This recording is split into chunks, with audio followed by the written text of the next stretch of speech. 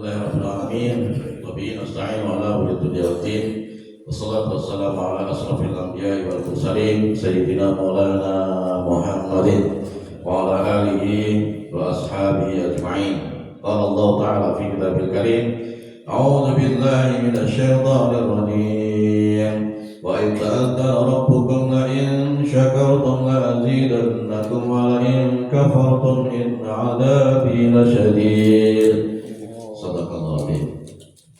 Bapak Ibu jamaah berjuang syukur kepada Allah Subhanahu wa taala. Yang pertama dan utama mari kita senantiasa menegakkan syukur kepada Allah Subhanahu wa taala atas nikmat rahmat, nikmatnya, nikmat sempat dan nikmat sehat. Rasulullah mengingatkan nikmatani wal ghurur fi ma katsirun minan nas as-sihhatu wal faragh. Dua nikmat ingkang kita sebagai manusia itu kadang menyepelekan ya. Yang ketika panjenengan atau kita semua diberi oleh Allah nikmat kesempatan dan kesehatan. Mungkin nikmat sehat, nikmat sehat saged kita kangge ibadah Allah Subhanahu wa taala. Mugi-mugi amal ibadah kita sedaya ngantos sapunika dipun tampi dening Allah Subhanahu wa taala. Amin ya rabbal alamin. Allahumma amin. Salam jika Nabi Muhammad sallallahu alaihi wasallam mengajar jemaah keluarganipun, sahabatipun, lan para derepun, lan mugi sedaya jika syafaatipun itu akeni dados umatipun Muhammad di yaumul kiamat. Amin ya rabbal alamin. Allahumma shalli ala Muhammad. Allahumma shalli ala sayyidina Muhammad. Allahumma shalli alaihi. Ya Allah Subhanahu wa taala, sebelum kita masuk kaji kita tentang hadis pada pagi ini, saya mengingatkan sedikit tentang rukun sholat. Rukun sholat itu apa itu? Sensor telo ini. Rukun sholat itu dalam kitab,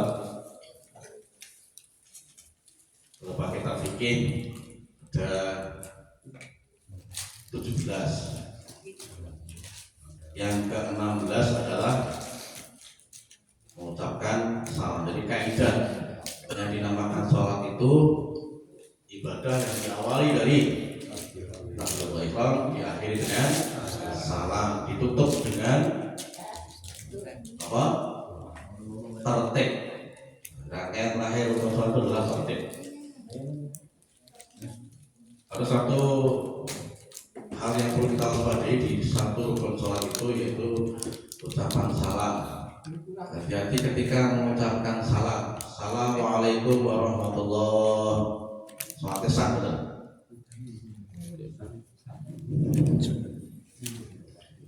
Yang saya ucapkan difahami, dimirengke saya. Assalamualaikum warahmatullahi.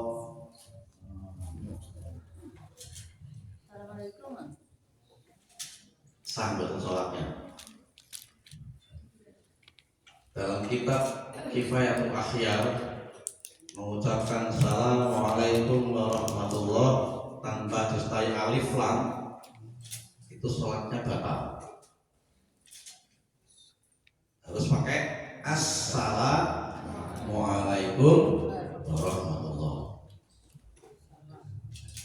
Ketika saya mengucapkannya Assalamualaikum, maka hati-hati ketika dengan mengucapkan salam, baik imam maupun makmum, hati-hati harus pakai Assalamualaikum warahmatullahi. Nah, kalau di dalam kitab biasa sederhana di surah Taufik ini minimal Assalamualaikum, minimal itu. Di kitab fikih di atasnya Fathul Qorib, Fathul Mu'in, Ibrahim Ahai, Ahyar, kepada hadis lengkapnya Assalamualaikum warahmatullahi wabarakatuh. Warahmatullahi wabarakatuh boleh, tapi tidak sunnah. Yang sunnah menurut jumhur para ulama itu yang masyhur dan disepakati semua ulama adalah Assalamualaikum warahmatullahi wabarakatuh. Ini warahmatullahi, sehingga hati-hati ketika kita mengucapkan salam ketika sholat. harus ada alif lamnya. Assalamualaikum warahmatullahi. Ini menjadi waspada kita, sehingga ketika kita sholat, termasuk satu hal adab sholat itu yang Bapak Guru hadis sampaikan di Riyadhus Shalihin. Ketika kita menguap, terutama subuh gini ya, menguap itu hadis, tahan itu semampumu, sekuatmu, jangan sampai bersuara karena kuapan karena angopan dengan kita sedaya itu bagian dari tipu daya setan. Oke, kita kan mau tuh maka tahan sekuat kita, jangan sampai bersuara. Termasuk adab ketika panjenengan bersendawa, langsung mangkep tok bersendawa itu apa? GGN itu adabnya ya jangan sampai bersuara. Lebih ketika sholat GGN ini juga terkir mahal mau Pak. Ya. Kalau kita sholat, bahkan ketika tidak sholat aja adabnya tidak boleh kemarin di suara bantal sarung. Baik, coba dengan Allah yang saya ingatkan tentang kaifiah atau adab ketika sholat. Kemudian terakhir, ketika wajib sholat ada dua binatang hitam yang wajib dibunuh ketika melewati sholat panjenengan. Apa itu?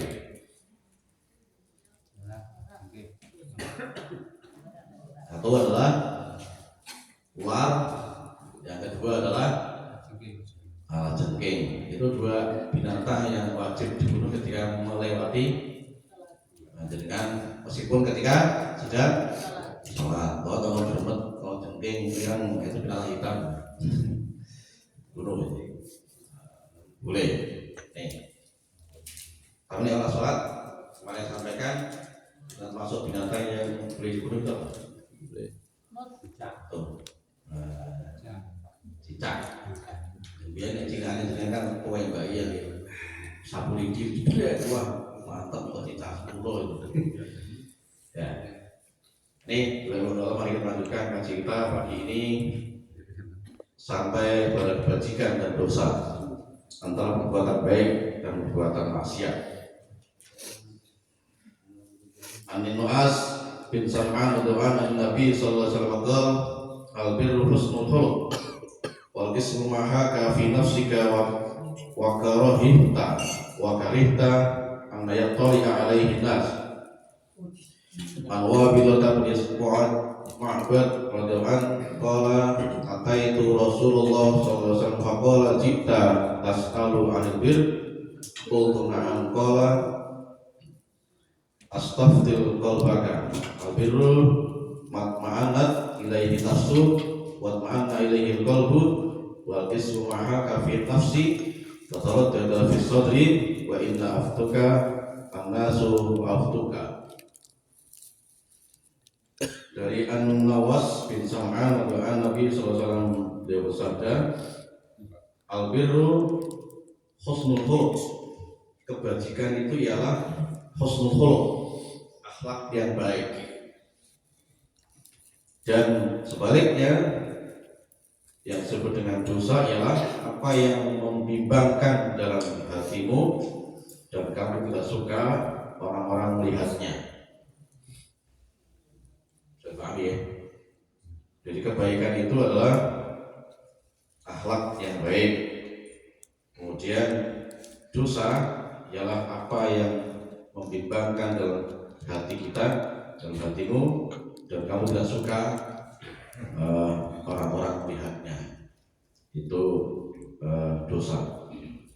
Dan dari Wabilah bin Ma'bad yang mengatakan, aku datang ke Rasulullah SAW maka beliau bertanya, apakah kamu datang untuk bertanya tentang kebajikan? Aku menjawab, ya. Dia bersabda, mintalah fatwa kepada hatimu. Jadi Ketika kita bertanya tentang kebaikan seperti apa toh, maka tanya pada hati kita. Bahkan dalam hadis yang lain, satu dalam tubuh manusia itu ada satu yang menjadi raja dalam tubuh kita, yaitu hati. Maka ketika kita bilang tentang kebaikan dan sebagainya, tanyalah kepada hati. Kemudian kebajikan ialah apa yang jiwa dan hati merasa tentram kepadanya, sedangkan dosa ialah apa yang membimbangkan dalam jiwa dan meragukan dalam hati. Meskipun orang memberikan fatwa kepadamu dan memberikan fatwa lagi kepadamu. Hadis riwayat Ahmad dan dari dengan sanadnya hasan. Baik, Allah Subhanahu wa taala, pelajaran hadis ini yang pertama bahwa yang disebut dengan kebaikan itu adalah sesuatu yang baik. Akhlak yang baik itu suatu kebaikan. Sebaliknya dosa itu indikatornya ada 3. Yang pertama, sesuatu yang membuat hati kita itu bingung, gelisah. Ya. Kemudian yang kedua, satu perbuatan yang di sini dikatakan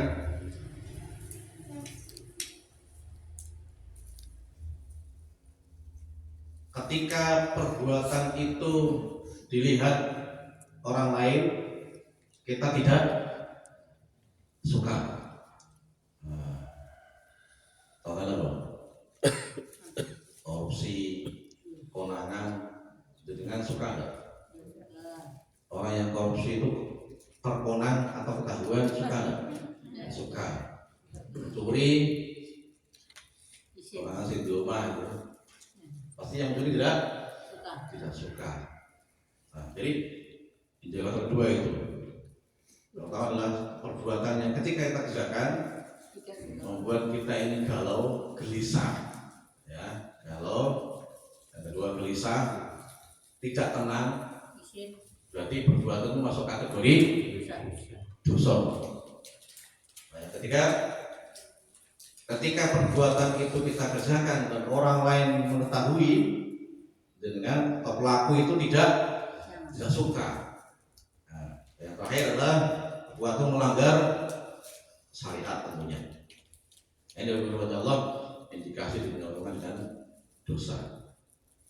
Nah, sebaliknya ketika kita berbuat baik akan muncul yang namanya ketenangan, yang disampaikan ya sama hadis, ketenangan, ya, kesejukan, muncul akhlak yang baik, itu kebajikan. Kemudian dalam Al-Quran terangkan, A'udzubillahi minasyaitonirrajim, laisal birra an tuwallu wujuhakum qibala al-masyriqi wal maghrib, walakinnal birra man amana billahi wal yawmil akhir. Dalam Al-Baqarah yang namanya kebaikan adalah sesungguhnya kebaktian itu atau kebaikan itu adalah beriman pada Allah dan hari kemudian bagian dari keimanan. Kemudian dalam satu ayat yang lain, sesuatu kebaikan itu akan memunculkan akhlak seorang muslim yang baik, kelembutan, kemudian rela berkorban dan akhlak mukmin yang lain. Maka dalam ayat yang lain Allah berfirman dalam al-Anfal, a'udzubillahi minasyaitonirrajim, innal mu'minina alladzina idza dzukirallahu wajilat qulubuhum wa idza tuliyat 'alaihim ayatuhu zadatuhum imanan wa 'ala rabbihim yatawakkalun.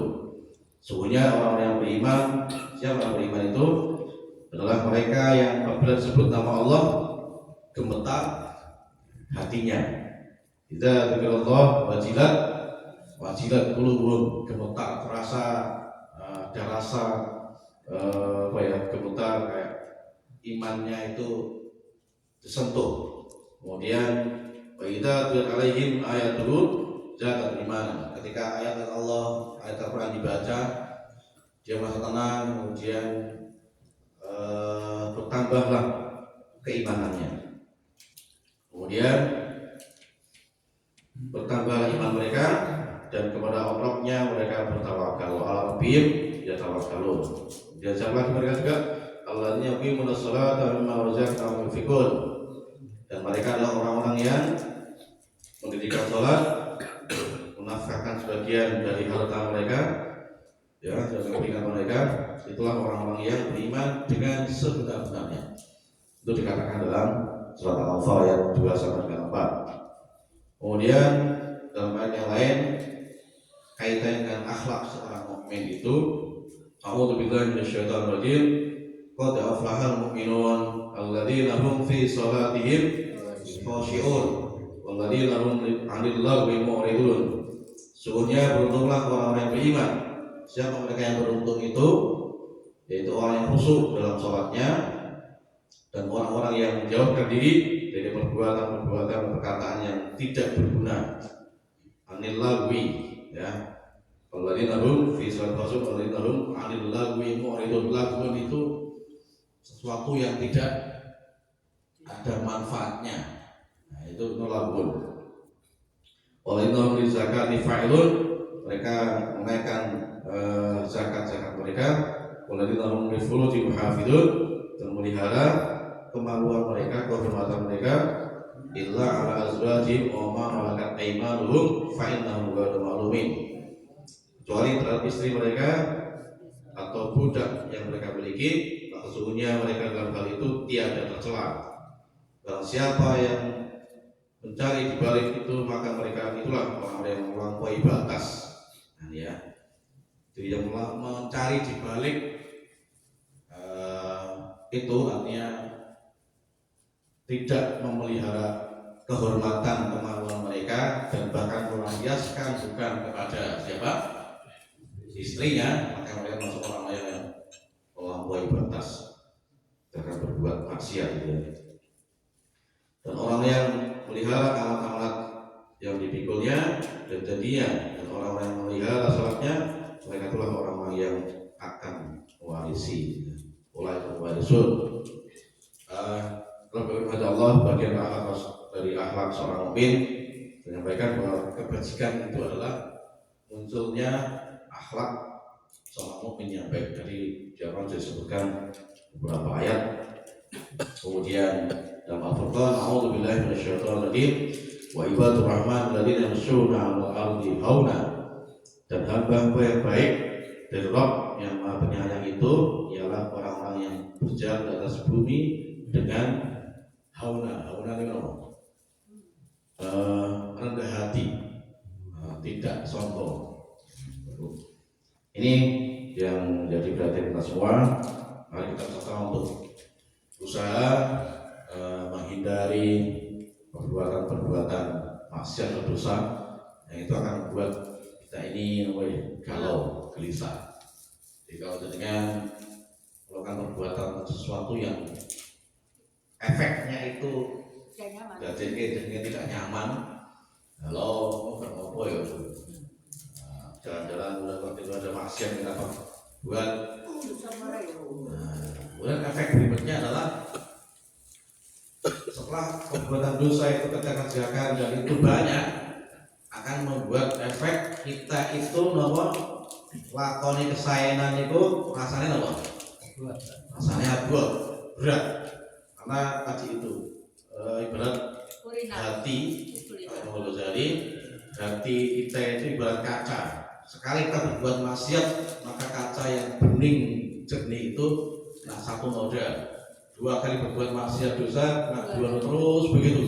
Kalau itu kita bersihkan dengan istighfar, dosa kecil ya, atau bertaubat dengan dosa besar, maka hati itu akan semakin gelap, semakin menjadi keras, qaswah ya, bahkan menjadi qulubul mayyit, menjadi mati. Dan indikasi orang yang hatinya mati, hatinya keras itu adalah ketika diingatkan dia marah.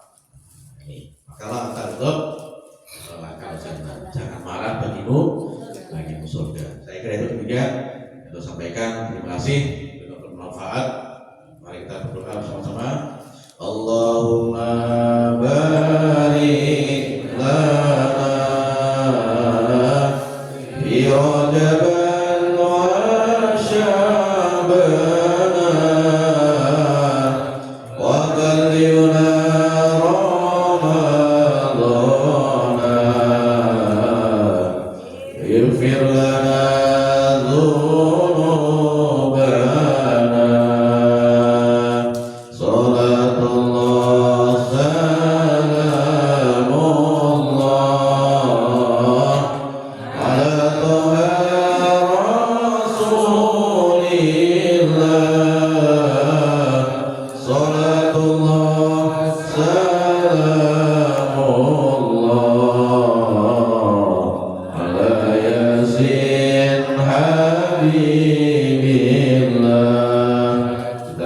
kita. Subhanakallahumma wa bihamdika asyhadu an la ilaha illa anta astaghfiruka wa atubu ilaik. Alhamdulillahirabbil alamin. Ihdinas siratal mustaqim. Wassalamualaikum warahmatullahi wabarakatuh.